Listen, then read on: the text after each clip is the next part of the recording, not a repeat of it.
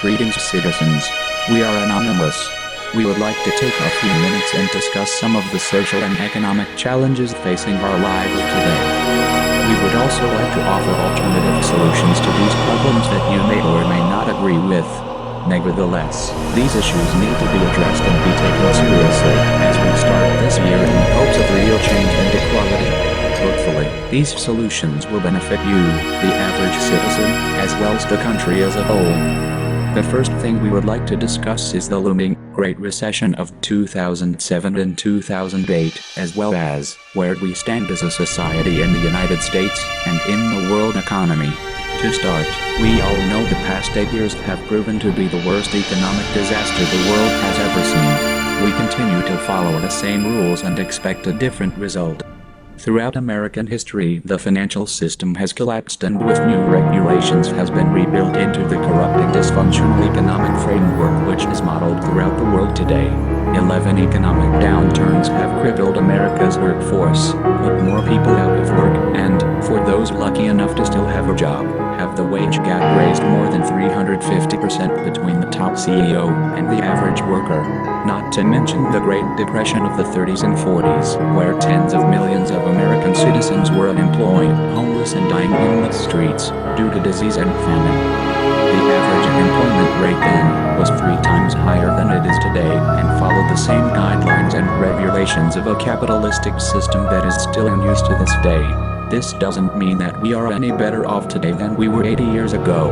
With the debt ceiling recently raised to over $19 trillion, another total collapse of the financial system is just around the corner. This system is broken, and here's why. Most of the effort involving an explanation involves games of blame. Right now we are all aware of how the political game is played. The Democrats blame the Republicans, and vice versa, an endless chorus that seems to start to sound the same, as elected officials repeat themselves in endless speeches that portray the same message. Those on the left like to blame bankers. Those on the right like to blame poor people who have to take out loans and can't pay their bills. We need to acknowledge that in this economic system that we have a name for it, and it's called capitalism.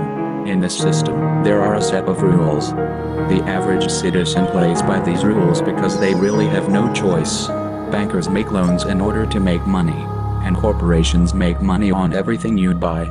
The average worker tries to have a decent job, tries to earn an income that will support their family, and if their income is insufficient for their lifestyle, they borrow the money from the banks. This works out for the banks as they are eager to lend out the money you need in order to make a profit. This is the system as it was designed. Everyone having a role to play in the game. When society all plays by these rules, it reveals the total disaster we have as a system. We need to acknowledge that the system of rules itself is the problem. The system hopes everyone plays by the same rules and hopes that everything works out for the best, but it doesn't. This everyone for yourself mentality isn't working. This crisis of a financial system has led to the situation we're in today. In the United States today, 16% of the available workforce who are unemployed or underemployed and 20% of all abandoned factories and inventory lay empty and dormant. The Federal Reserve's rule for this is called the capacity utilization rate. The Fed measures all of the empty abandoned factories, warehouses, equipment, tools and vehicles within the borders of the United States. The problem lies with a system which refuses to put workers back in those factories making American products for Americans again. The problem lies with a system that refuses to try to help its citizens make a decent living. The problem lies with a system that refuses to acknowledge the average citizen's right to be able to support their own families without the assistance of the government. It's the government's responsibility to listen to the people. We are the people. We are the 99%. We are demanding change in the system for all Americans, now and into the future. The main problem of the American economic system is that it doesn't work very well and puts the burden on future generations to deal with the ever-increasing debt on everything they buy. Even the $15 an hour minimum wage may not be enough to curb the ever-increasing amounts of household debt the average citizen now owes. The banks are starting to use negative interest rates on the average savings account. This means you will actually end up paying a monthly fee to hold your money in your account. The banks are profiting right under your nose and you don't even know it. The system is stealing from the poorest Americans to gain a profit. The insanity has to stop. The problem for the corporations and the rich, who keep running a system which plunges us into crisis after crisis, who have no effective way to prevent them from occurring, tend to polarize the nation into the rich and poor. We have an economic system that constantly provokes the masses of people into thinking they may be able to use the political system to offset the effects of the economic system.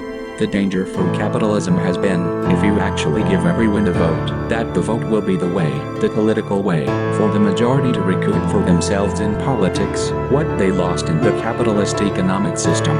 Giving the rights back to the employee and allowing the average worker to have a vote in what is done with the products and services they produce. Capitalism over the years has chipped away at democratic unions in the United States and have taken the decision-making from the worker and has handed it over to the top 15%, the board of directors, whose job it is to make all the decisions on where the company is going.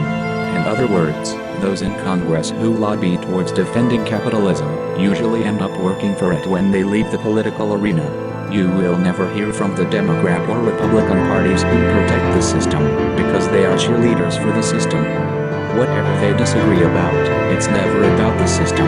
If you want to think critically, you have to go somewhere else and think of alternative ways to usher in a new system which will benefit the average citizen, keep jobs in America and narrow the gap between the top 1% and the rest of us. It's important not to become trapped into thinking only one way about our economical society. There are alternatives to this broken and imbalanced system we live in today. In other words, we have to stop relying on this capitalistic system to keep correcting itself. We need to change our way of thinking towards who we elect, who represents us, who makes decisions for us, and take back the power from which has been stolen from us since the 1970s. One way we can take back the power from the system is to start working for cooperative enterprises. Cooperative enterprises are groups of companies which all help each other to create a product or service that benefits all who use it. Each employee in the company works Monday to Thursday, and on Friday all employees go to meetings. Meetings where the average worker convenes with the board of directors as a group, and collectively vote on which direction the company is headed. Each worker gets one vote, from the janitor to the CEO. The workers vote on wage increases, health and safety standards, as well as having complete control over how much the CEO can make. In most cases, it's no more than 5 to 10% more than the average worker. If all American companies followed this example, it would drastically increase productivity, re-establish the middle class, and reform the education system to a level never seen before. If all employees had a say in where their company was headed, they would need a level education to reflect a higher level of understanding within the company they work for. Higher skill sets will need to be achieved at the academic level in order to attain a job after graduating from college and university. This would raise the level of education to allow more graduate students to academically go directly into the workforce, a career which they have chosen to work for instead of being racked with debt and seeking employment that is not currently available.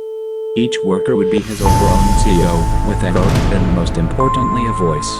Taxes would be collected by the government from these companies and would go to directly offset the cost of post-secondary education. With no inflated top executive salaries to worry about, each company could then pay higher taxes to fund the education system from the ground up. The government would then subsidize these companies with technical assistance and loans, which in turn will help grow the company, raise wages and hire more people. This would be known as a worker self-directed business administration. If the government would like to see these types of businesses develop and grow, and if the government supported this type of business model, helped to develop cooperative enterprises everywhere, then all Americans would have the freedom of choice in a way they have never had it before. All people, young and old, would be able to compare what it is like to be able to work in a top-down hierarchical enterprise because they would be all around us. But for the first time we would have a choice, and would be as common as anything else around the neighborhood. The average worker would experience a higher level of involvement in their company, not only as a worker, but as a director, making decisions and positively affecting the community in which they live and work. This would benefit not only local communities, but would also spread throughout the country, and would be adopted by other countries from around the world. This would raise wages for the average worker in developing countries and increase their standard of living. This would allow for greater competition among companies to produce the very best products and services which will be passed down to the customer at a cheaper price. Customers would buy more locally made products and would employ more local workers. This would also increase the gross domestic product and decrease the national debt of countries willing to adopt this business model. It would pull people out of poverty and increase the middle class. It would also tax the richest in the country to allow a more balanced society and make achieving the American dream much more realistic. We the people need to look to alternative solutions in order to correct the injustice of this capitalistic and corrupt society we all live in today. We need to elect officials who have our best interests at heart, and create laws to protect the average citizen and criminalize those who wish to profit off the poor, and try to tax the American people for their own wealth and greed. We of Anonymous would like to thank you for watching this video and hope that you have learned that we do have a choice when it comes to defeating the elite at their own game. We need to change the system, not only for ourselves, but for future generations. We are Anonymous. We are Legion. We do not forgive. We do not forget. Expect us.